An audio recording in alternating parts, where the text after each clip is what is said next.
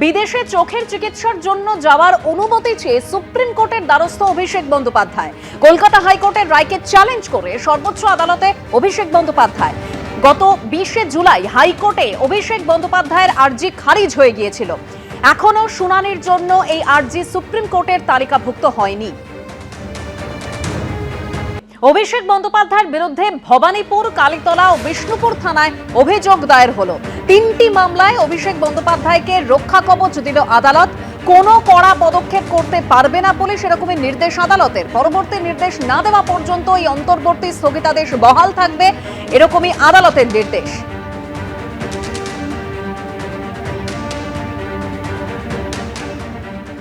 চাকরিহারা শিক্ষকদের চাকরির মেয়াদ এবং নতুন নিয়োগ প্রক্রিয়া শেষ করার সময়সীমা 31শে অগস্ট।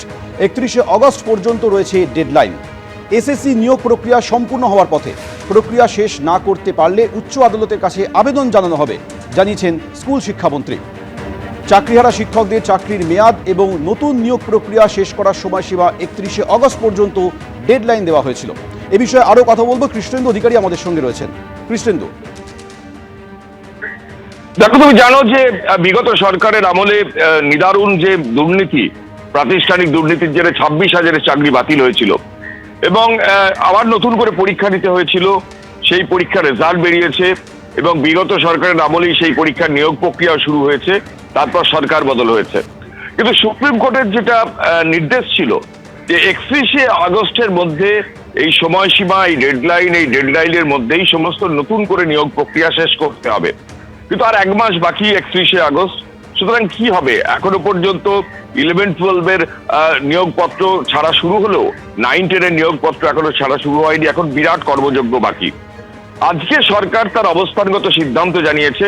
স্কুল শিক্ষামন্ত্রী দীপক বর্মন জানিয়েছেন যে এই গোটা প্রক্রিয়াটা আবার তারা নতুন করে শুরু করেছেন এবং 9-10, 11-12 এই গোটা অ্যাপয়েন্টমেন্ট লেটার দেওয়ার প্রক্রিয়া শুরু হয়েছে এবং 31শে আগস্টের সময়সীমার মধ্যে যদি তা সম্পন্ন না হয় সেক্ষেত্রে সুপ্রিম কোর্টে তারা সময় চাইবেন।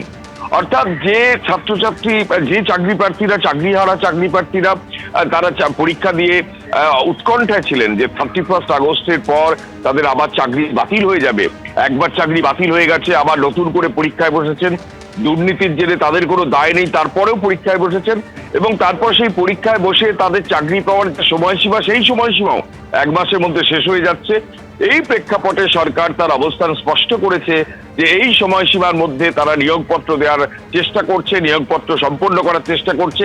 কিন্তু সেটা সম্ভব যদি না হয় সেক্ষেত্রে সুপ্রিম কোর্টের কাছে নতুন করে আবার সময়সীমা চাওয়া হবে সরকারের তরফে। অর্থাৎ একটা বিষয় স্পষ্ট যে 31শে আগস্টের যে ডেডলাইন সুপ্রিম কোর্টের, সেই ডেডলাইনের মধ্যে মোটামুটি ভাবে এই নিয়োগ প্রক্রিয়া সম্পন্ন করা যাবে না। সেক্ষেত্রে নতুন করে রাজ্য সরকারের তরফে সুপ্রিম কোর্টে সময় চাওয়া হবে এবং সেই সময়সীমার মধ্যে তৃণমূল জমানার যে দুর্নীতির জেরে বাতিল হওয়া 26,000 চাকরি বাতিল হয়েছিল, সেই চাকরির পরীক্ষা দিয়ে যারা আবার মনোনীত হয়েছেন মেধা তালিকা অনুযায়ী তাদের চাকরি ফিরে দেওয়া হবে। এবং তুমি জানো এই যে চাকরি হারিয়েছিলেন তাদের মধ্যে গ্রুপ সি এবং গ্রুপ ডিও ছিলেন, তাদেরও নতুন করে পরীক্ষা হয়েছে। যদিও রাজ্য সরকার প্রায়োরিটি দিচ্ছেন শিক্ষকদের, জানানো হয়েছে গ্রুপ সি এবং গ্রুপ ডির শীঘ্রই তাদের। স্কুল শিক্ষা দপ্তর জানিয়েছে যে এই সময়ের মধ্যে প্রক্রিয়া সম্পূর্ণ না হলে আবারও আদালতের কাছে তারা আবেদন জানাবেন। ধন্যবাদ। এসএসসির মাধ্যমে যে মহামান্য সুপ্রিম কোর্টের রায়ের ভিত্তিতে যে এসএসসি হয়েছিল এবং যে নিয়োগ প্রক্রিয়া মাঝখানে স্থগিত ছিল, সেই নিয়োগ প্রক্রিয়া এখন সম্পূর্ণ হওয়ার দিকে। সেগুলোর কাজ দ্রুততার সঙ্গে চলছে।